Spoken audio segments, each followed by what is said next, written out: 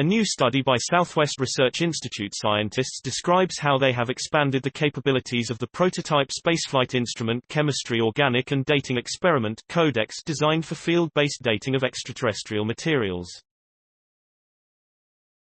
CODEX now uses two different dating approaches based on rubidium-strontium and lead-led geochronology methods. The instrument uses laser ablation resonance ionization mass spectrometry (LARIMS) to obtain dates using these methods. The central aim of CODEX is to better understand some of the outstanding questions of solar system chronology, such as the duration of heavy meteoroid bombardment or how long Mars was potentially habitable, said SwRI Staff Scientist F. Scott Anderson, who is leading development of the instrument. In a way, we've given CODEX binocular vision in dating, said Jonathan Levine, associate professor of physics at Colgate University and Anderson's collaborator on CODEX. When you can look at something from two different perspectives, you get a deeper view of the object you are examining, whether you are using your eyes or any other tool. In dating planetary specimens, or any rock really, the same holds true.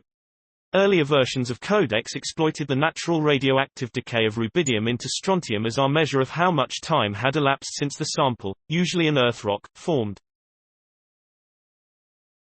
CODEX continues to use that measurement method but is now also capable of measuring lead isotopes that are produced by the natural decay of uranium in a sample.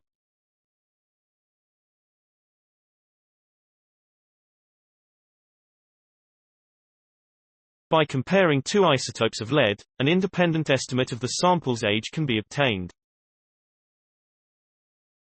Sometimes the two dating systems indicate the same age for a sample, and the agreement gives us confidence that we understand the history of the specimen, Anderson said. But sometimes the ages disagree, and we learn that the rock's history was more nuanced or more complex than we thought. Anderson and Levine used CODEX's two dating methods to measure the ages of 6 samples, 1 from Earth, 2 from Mars, and 3 from the Moon. This suite of rocks showed us the kinds of challenges we are likely to encounter when CODEX eventually gets to fly to either Mars or the Moon, and also shows us where CODEX is most likely to work successfully, Levine said. Among 3 meteorites from the Moon which we studied, we reproduced the known ages in 2 cases, and found evidence in the third case for a much older age than has been reported before for this meteorite.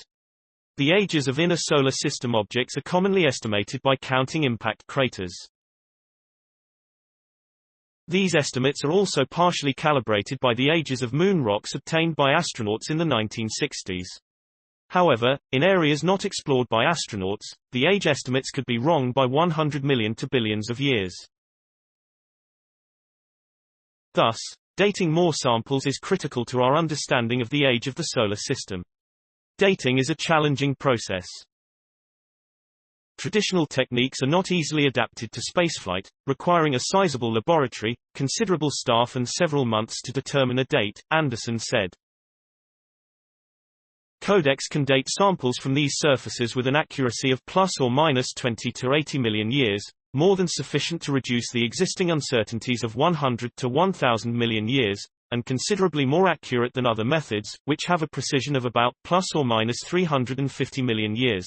There are potentially h. For this reason, CODEX is designed to be compact enough to be incorporated into a spacecraft and could conduct on-site dating of samples.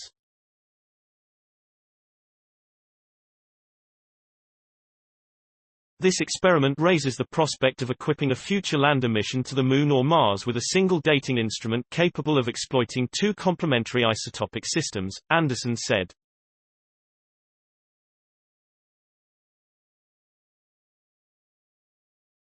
This combination would permit consistency checks and afford us a more nuanced understanding of planetary history.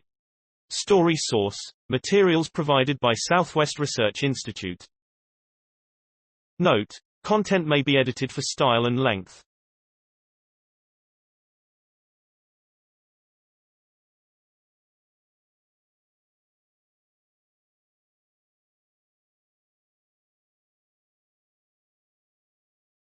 Please support my channel to grow by pressing subscribe button and the bell icon. We will notify you technological news.